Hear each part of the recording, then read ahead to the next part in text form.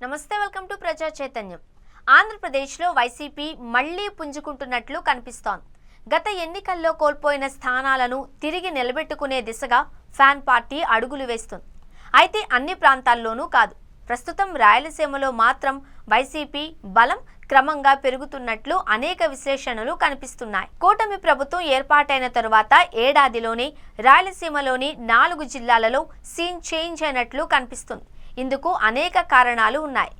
కూటమి ప్రభుత్వం ఎన్నికలకు ముందు ఇచ్చిన హామీలను అమలు పరచకపోవడంతో పాటు ఆధిపత్య పోరు రాయలసీమలో నేతల మధ్య ఎక్కువగా కనిపిస్తోంది.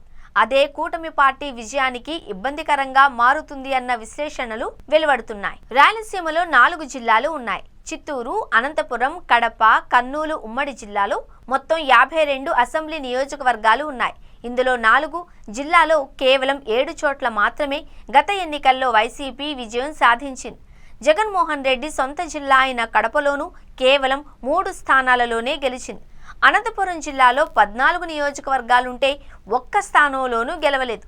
కర్నూలు జిల్లాలో 12 స్థానాలు ఉంటే వైసీపీ 2 స్థానాలలోనే విజయం సాధించింది. చిత్తూరు జిల్లాలో 14 స్థానాలుంటే కేవలం వైసీపీ 2 స్థానాలకే పరిమితమైంది. మిగిలిన 12 స్థానాలను కూటమి గెలుచుకుంది. కూటమి పార్టీలు గతంలో ఎన్నడూ లేని విధంగా టీడీపీ, జనసేన, బీజేపీ కలిసి పోటీ చేయడంతో పాటు అందరూ కలిసి సమన్వయంతో పనిచేయడం కూడా గత ఎన్నికల్లో గెలుపునకు కారణంగా చెబుతున్నారు.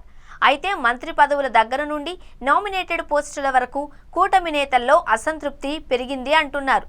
అభివృద్ధి పనులు ఎలా జరుగుతూ ఉన్నప్పటికీ నేతల మధ్య కీచులాటలు ప్రతి నియోజకవర్గంలోనూ కనిపిస్తున్నాయి. 3 పార్టీల నేతలకు నియోజకవర్గాలలో పొసగడం లేదు.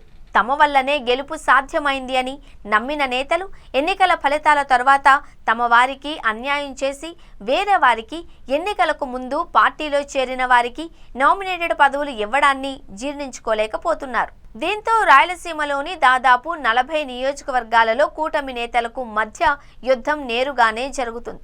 ఒకరినొకరు సహకరించుకునే పరిస్థితి కనిపించడం లేదు. తాము సీట్లను త్యాగం చేసి కూటమి పార్టీలకు కట్టబెట్టినా వారు కేర్ చేయడం లేదు అన్న భావన అన్ని పార్టీలలోనూ నెలకొంది. దీంతో నియోజకవర్గాలలో కూటమికి కష్టాలు మొదలయ్యాయి అంటున్నారు.